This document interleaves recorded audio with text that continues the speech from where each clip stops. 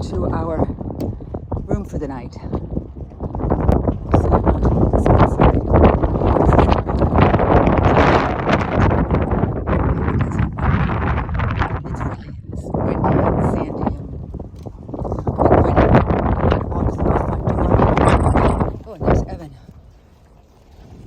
Whoa, the door's gonna slam.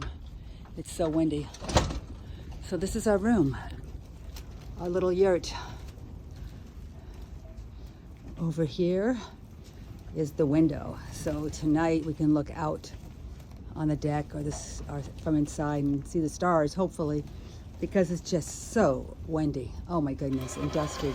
Our eyes are full of grit because we've been on a tour of the desert in the wind. But we do have AC.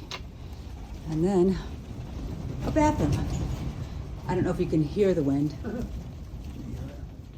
but it's pretty windy.